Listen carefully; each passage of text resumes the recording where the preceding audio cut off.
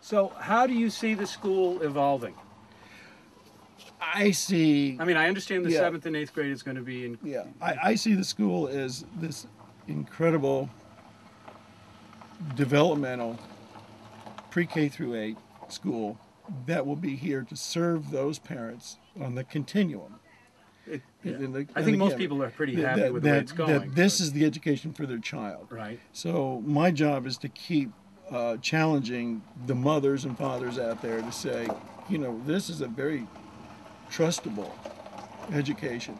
In fact, I'll even go on record as saying, through my experience, it's the education you want to start your kid out with, your child out with. Yeah, it is. And frankly, it should go through the 8th grade because I believe middle school children are still children. No, that's a good point. If you didn't, I mean, this is what I've heard at the public school. The kids that come from this school and then end up in the public school are a little more focused than they would have been if they didn't go. That's what they say. That's what teachers have told me. Yeah. Is that such a bad thing to have them finish at 5th grade and then go into public school, because it gives them an insight on to what public school's like and all the other kids, and do you know what I mean? Yeah. Good morning, Eli. How you doing, buddy? You know what I'm saying? Yeah.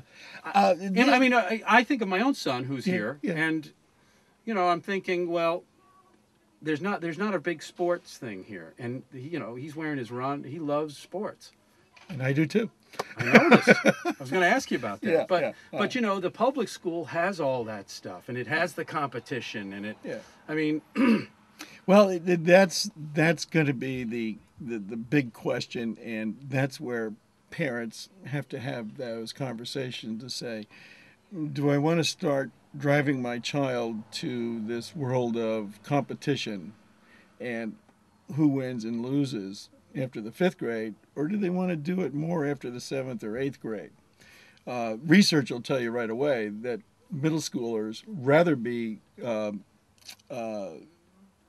first string on a team that's less competitive than they want to be third string on a very competitive team, because this middle school age, it begins in 5th grade through 8th grade, want to experience as much as they can, because if they experience it in the middle school, they'll do it later on in life. If they don't and they're afraid to, then they'll have those hesitations. So the developmental aspect of this age of 10 to 14 is incredibly critical to the development of a child.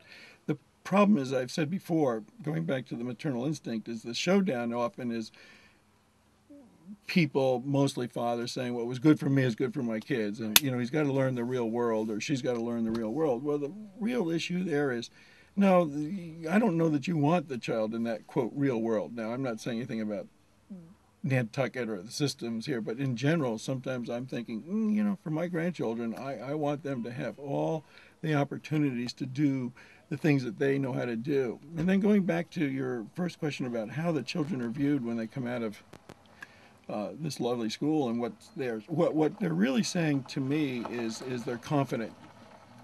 They have the ability to problem solve already. They look at a situation less of, geez, I've never seen this situation before, which is the type of education a molding education will do. But the unfolding says, the world's my oyster.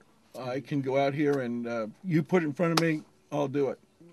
And they don't have the inhibitions. right. Especially in middle school. They're still kind of black and white in the middle school about how they think. And if they're white most of the time, even though you're saying, gosh, this is going to be a difficult challenge.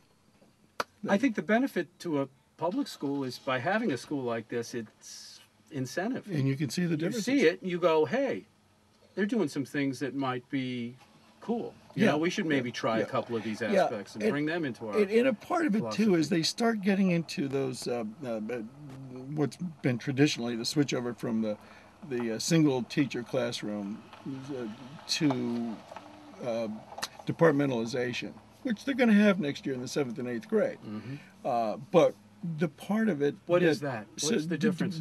Well, the one room, the whole room, you have one teacher in multiple subjects. Right. You know, Right. any school, and then they go from the single classroom to rotating classes, going from class to class. Well, okay. Where you have different teachers. Right, right. And when that happens, there's that sense of, oh, okay, I know he's getting 45 minutes of math. I know he's getting 45 minutes of science. I know she's getting this and that. And parents like that kind of squared rectangular box, so they see this is where they're getting that instruction. And that's the old Friedrich and Taylor conveyor belt model that we're all used to. It's how this car was made. So when you look at it, you want to say, well, that's not really the way life is. And I don't get up in the morning and say at 9 o'clock I'm going to square out my life like this. So the American parent is geared towards seeing things and saying, that's when it's going to happen, therefore I've got proof positive. In this kind of education, it's happening. And it's happening in a way that's seamless, and you can't identify it, so it makes it hard for newscasters or people who present, in a way, the story, to say, well, where really is this going on, and how's it going on? Right. It's going on. Teachers in this school, too, are far more organized, because when you walk in, you sometimes see a little bit of chaos, which is the openness with kids feel that comfort. But it's organized chaos. And chaos is not the right word, but it's organized. And those teachers are much more structured than where you have the desks in rows and everyone's neatly, and open your book to page 12. And everyone take out your pencil and paper. Right. And again, I go back to, that's not the way the real world works. Yeah, I got you. And so getting back to sports, is there ever going to be a curriculum that offers a little bit of Well, I'm all ready to don my my sportswear and get out there with them, because there's so much fun. I can only tell you a story that one year we didn't have enough baseball players because lacrosse. And this is in a large school. Oh, yeah. And I was working with these kids in history in 7th grade, even though, and they said to me one day, Dr. Clark, why don't you be our baseball coach? I said, well, I've got so many other things to do. We'll find somebody. Well, 3 weeks went by, and they said, well, who's our coach? And I said, I guess I am but I need a few more weeks to find one. But they already had lost a couple of kids because the team wasn't there, and so we had like 6, 7 kids. And so one kid says, well, can we use a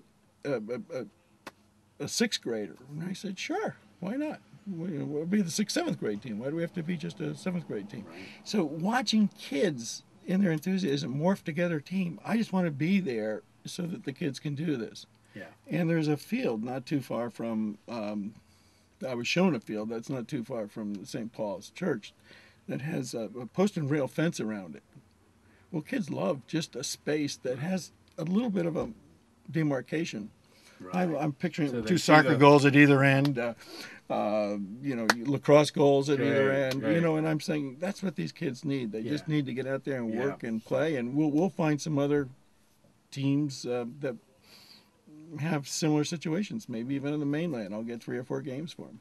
And I mean, and then they're always, the kids can always use the public school. Yeah, right? I mean, and at 3 o'clock, we even have talked about that school has to pretty much end at 3 because there's sports in town. Right. And they're still into those sports in town. You bet. So we want to make sure they're freed up at that point to go, or they can stay and get extra help. So the school day will really go beyond 3. It'll go to 3:30. Oh, all right. For kids who, and that will include both a math and English teacher there, so that their major tent-post courses will be addressed. Okay. Yeah. Well, I've enjoyed meeting you, Well, Charlie. I have too. This is great, Yeah. You bet. And I heard about this, and I'm thinking, it is the best way.